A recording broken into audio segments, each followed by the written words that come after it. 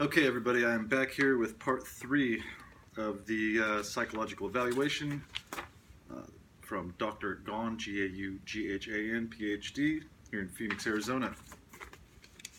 All right, so now I made it to the part that is going to cover the testing that I went through and the evaluation that was given to me. All right, so this is the Minneapolis Multiphasic Personality Inventory 2 for Michael Barden on 4/6/2018.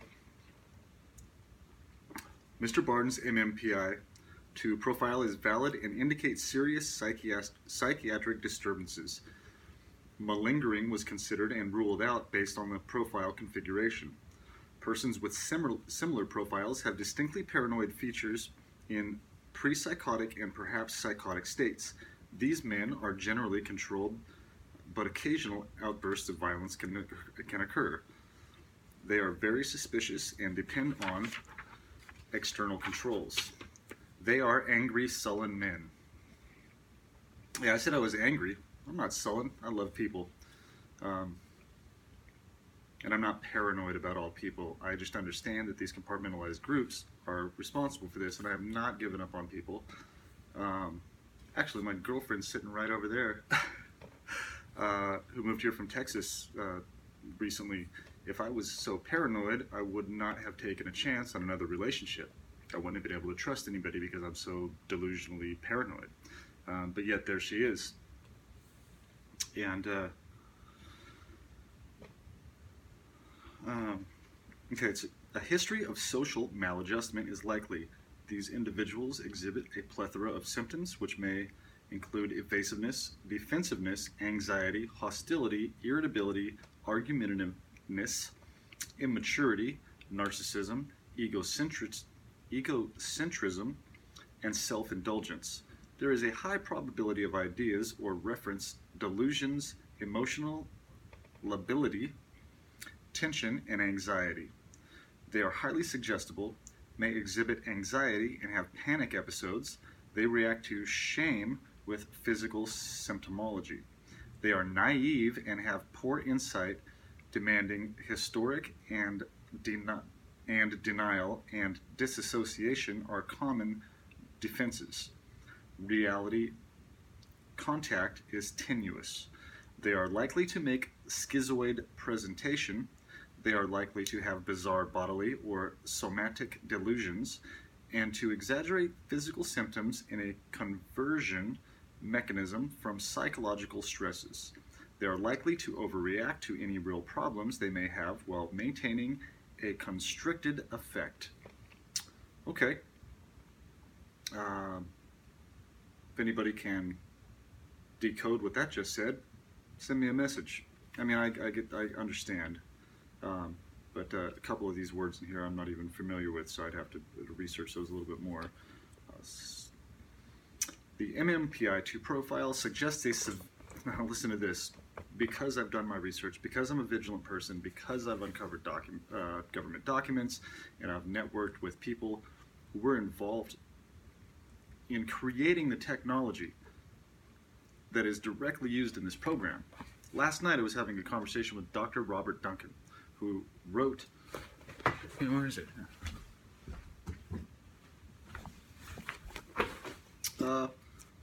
This book right here, Project Soul Catcher. Last night, okay? That's a good book if you want to learn any of this. That actually Dr. Gaughan should have read. I brought all of these books to his office, and he said, "Let me take a picture of the front and the back of that," and then that was the end of it. So anyway, the MMPI-2 profile suggests a severely mentally ill individual in need of immediate treatment. He has no true insight into his mental health problems and is likely to react very negatively to any suggestions that he might be mentally ill. Well, yeah, because I know what I'm talking about.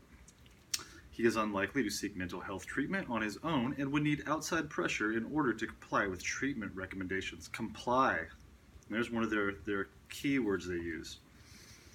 It is possible that psychiatric medication may lessen symptoms and improve overall functioning, but such intervention would most likely need to be court-ordered. So these psychiatric medications that they would like to put me on to lessen the effects of this are directly responsible for people committing suicide.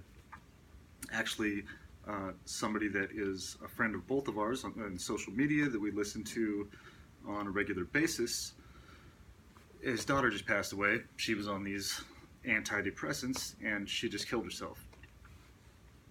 This has happened over and over, and a lot of these school shooters and mass shooters are on psychotropic or SSRI drugs, which will not go into my body, ever. The profile is indicative of a serious thinking disorder. A delusional belief system consists with a paranoid schizophrenia, schizoaffective disorder is likely to be present. Okay. The psychological test interpretations presented here are hypothesis and should not be considered in isolation from other information in this matter. The interpretive statements are actuarial and expert predictions are based upon the results of the test. Personality test results reflect the characteristics of the persons who have provided test response patterns similar to those of the current individual. Although test results are presented in an affirmative manner, they are probabilistic in nature. The reader should examine the test interpretations for general trends and put limited weight on any one specific statement or set of statements without additional support from alternative source of data, such as information from collateral reports in the integrations and presentation of test data where results were unclear or conflict. Clinical judgment was used to select the most likely hypothesis for presentation. Okay, here's Substance Abuse Subtle Screening Inventory, Michael Barden, 4/6/2018. Let's see, down at the bottom it says, I had a discussion with Mr. Barden about considering a mental health explanation to his circumstances, and he expressed a willingness to consider this possibility and seek further psychiatric consultation and medication. You know, he said that, and I said something like, anything's an option. I can't remember exactly what I said, but I am not willing to just start taking some kind of drugs to make this go away. This is not going to stop the compartmentalized groups that are funded under FISA carrying out these acts of terrorism. It has nothing to do with that. Okay, so diagnostic impression. Delusional disordered precursory type continuous, RO, schizoaffective disorder. So when you realize that something is going on in your life, that you were a victim of something, and those people are trying to make you look crazy, when you report that, they go ahead and say, yep, you're crazy. We don't want you getting any more information out, so we're going to ruin your reputation and put you in a straitjacket. Okay, so this is it's a discussion here. My opinion of Mr. Barden's mental health condition is that he suffers from a fixed delusional belief system as self-described in my interview with him. He does not have an insight into his mental health condition. He is sufficiently reality-based to recognize how fantastic and unbelievable his reports of persecution would seem to anyone other than a person who, like himself, had been fully immersed in and had a detailed understanding of the extensiveness and pervasiveness of government monitoring. Nonetheless, he believes that the conspiracy against him is true. I don't believe it, I know it, and so do thousands of other people, and we are going to prove it, and the people that are using these kind of evaluations as a weapon are going to be prosecuted.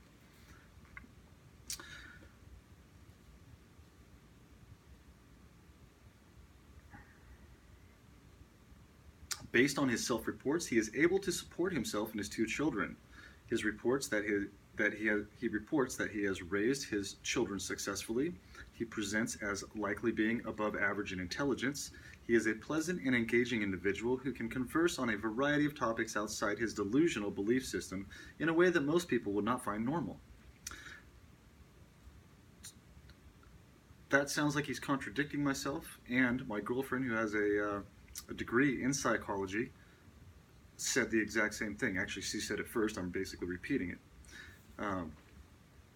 Casual friendships and business relations are likely easy enough for him to maintain as long as he does not become suspicious of the persons with whom he is interacting or begin to share his delusional beliefs. Yeah, I know who my real friends are.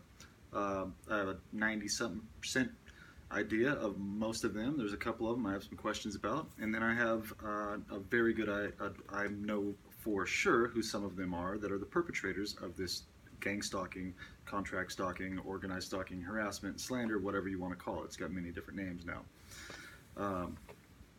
Government targeting, psychological operations. As noted in the MMPI 2 section of this report, Mr. Barden experiences a high degree of paranoia and has the capacity to act out in ways that he views as being self-protective. Nonetheless, he is a mostly well-controlled individual. The episode for which he was arrested is a reflection of his paranoid delusional belief system, and I am virtually certain that this would not have occurred had this defendant not been directly responding to the delusional symptoms of a very severe mental illness. This illness is not incapacitating in regard to his daily functioning, his ability to earn a living, having at least minimally adequate social relationships with individuals toward whom he is not having paranoid ideation. Absent his mental health condition, Mr. Barden would not have engaged in following the alleged victim in his truck. So if a private investigator gets hired to follow somebody that is committing a crime or involved in a conspiracy, is that private investigator delusional and paranoid because he thinks that those people might be involved in a conspiracy and it's his job to do so? Do you see what the difference is? If I had a private investigator's license and I was doing this, everything would be perfectly fine. But since I'm just an individual with some experience and expertise in documenting situations, trained by the Air Force, I get the crazy card. As a part of my evaluation, Mr. Barden, in order to assess his responsiveness to treatment, I shared with him the results of his testing, my professional observations and opinions, and treatment recommendations. He did not agree that his personal experiences of being targeted, mobbed, and gaslighting were delusional, but nonetheless agreed to consider remote possibility that he was suffering from a psychiatric condition which might respond to medication. I never agreed that I thought that I might be crazy. I might have said something like, well, anything's possible. And then that got put into this report, taken out of context. Okay, I'll go back.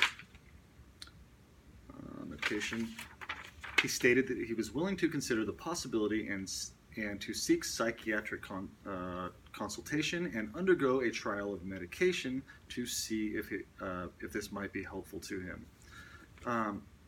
Okay, I don't recall saying that at any time because I am anti-psychotropic, SSRI, drugs, anything like that. Yeah, I don't need that in my body. It's not going into my body. In regard to the referral questions, the following opinions are offered. Mr. Barden suffers from a thought disorder with psychotic paranoid delusions. This is a long-standing disorder which has been present for many years and has not been treated. So, since we only spent an hour in there, and I didn't go over all of my history, and the facts and information that I presented weren't reviewed and weren't studied or even conversed with me, how does he understand that this treatment has that I've gone without treatment for many years? At the time of the offense, the opinion is offered that Mr. Barden was most likely not under the influence of drugs or alcohol. He was experiencing a severe mental disorder for which he never received medical treatment. He was not taking medication to treat his disorder at the time of the offense. The mental disorder had a direct impact on his behavior, as noted elsewhere in this report. At the time of offense, he did not believe that his actions were wrong. I still don't. He believed, I'll just keep reading. He believed that they were justified as a measure of self-defense to make the victim who was tracking him understand that Mr. Barden was aware of the nefarious and evil plot against him. So you see how he worded that? Yeah, this is evil and nefarious, and it's not just a plot against me. This is a government program funded under FISA, Section 702, that was designed to go after terrorists from outside of the country, which is currently being used to target innocent Americans for profit, contract stalking. The opinion is offered that a credible guilty except insane defense could be put forth regarding the criminal charges against the defendant, Mr. Barden. Mr. Barden is Rule 11 competent. He sufficiently understands his charges, penalties, roles of persons participating at trial, and has sufficient confidence in his attorney to enter a plea bargain. You know, I do not have sufficient confidence in my attorney because they've been lying to me, and on top of that, one of my friends here in Arizona that went to see this exact same attorney, who has ties to very big people. This person that I'm talking about is targeted.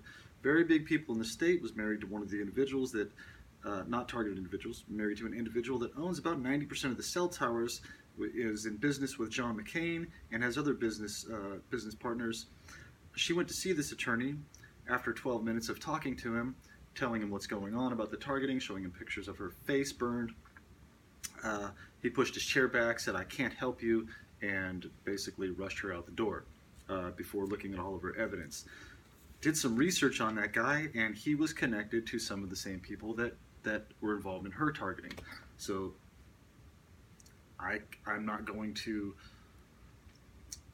make any absolute statement saying, yes, this person is involved. But hey, if you're in the same trust as some of the same people, as one of my friends that started Targeted Justice and refused to help targeted individuals, or refused to help me get a not guilty verdict out of this pretty much slam dunk case, hey, some red flags are starting to raise.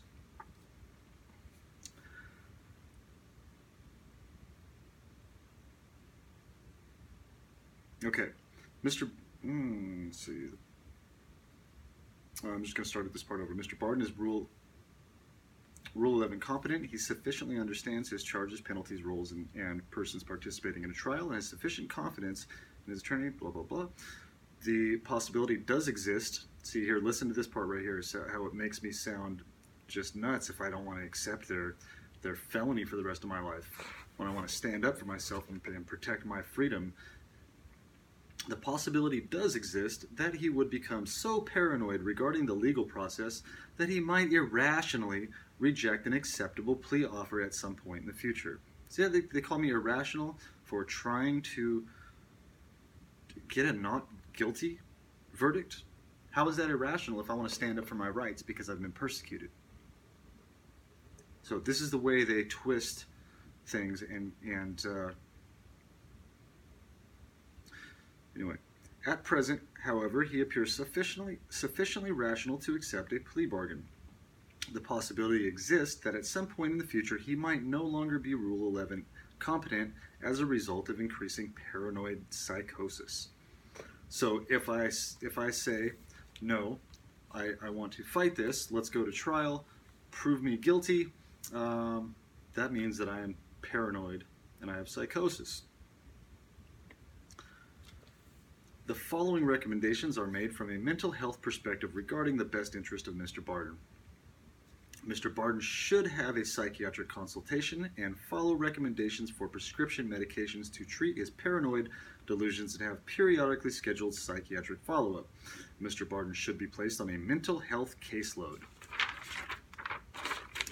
Mr. Barden should be a prohibited possessor of firearms. Now that's one of the things that I've spoken out about quite a bit in my past, and I still will and always will, for the Second Amendment. I am a Second Amendment rights activist, and I believe that all Americans should have the right to carry a firearm, which actually was just happened last week. All Americans were given the right to open carry in every state in the United States. If Mr. Barden is found by the court to be a candidate for probation, he could be successful as long as he follows all probation requirements and mental health recommendations made by the treating psychiatric physician and any associated mental health or medical professionals to which he might be referred. Thankfully, I know of a psychiatrist that understands targeted individuals and will evaluate them properly. So if they go ahead and they do this to me, I know who I'm going to get the proper evaluation. It's just going to take me time, money, effort, being away from my family, going through all of it through more stress and trauma when I know what's going on and I'm providing facts and evidence, but being called crazy. And then I have to sit there and talk to somebody and go through the whole thing, get another report, provide these reports, show up to a probation officer's office, check in, make sure I do not violate anything at all. Like, I go to the grocery store and I want to eat a grape to make sure that they're sweet or not sour. Make sure that I want to buy that bag of grapes. I can't eat that grape because I'll be in fear of being arrested for stealing. I won't be able to do anything. I have zero freedom. And then at the end of that probation, I'll probably still end up with a felony for the rest of my life, which will take my voting rights away and will take my right away to carry a firearm for the rest of my life. So that's the end of that right there. What needs to happen is these psychologists and psychiatrists that are using this system as a weapon, they've weaponized this system. They need to be evaluated. They need to take this MMPI and they need to be evaluated as psychopathic narcissists, because that's the only kind of person that would do something like this. This video is at 22 minutes now. The last one was like 46 minutes, and I can't remember how long the first one was. So I think I should just go ahead and end the video now. I've got another one about some conversations I had recently with some people, but I'll save that for another video. I hope this was helpful for everybody. I know this might end up hurting me in the long run, putting this out on YouTube, but I really have no other option other than to put this information out to the public and let people know how this system works, how it is connected to targeting and gang stalking, and how it's used as a weapon to shut people up when they find out the truth. Kind of like when the guy wakes up in the Matrix and Agent Smith comes after him. When you realize you're targeted and you start providing proper information, you speak well, you have facts, and you make sense, that's when they get afraid. They start shaking in their boots, and they will set you up for some kind of crime, try to incarcerate you, try to put you in a mental facility, try to get you on SSRI or psychotropic drugs, because that does definitely give them more, it's easier for them to target you when you're on these drugs, because you're not thinking, you're not yourself, you're not fully aware there, and those things cause suicidal tendencies as well. Please leave me your comments. I'm ready for the trolls. Go ahead, say I'm crazy. Yeah, I'm used to it. But the people that actually are willing to research and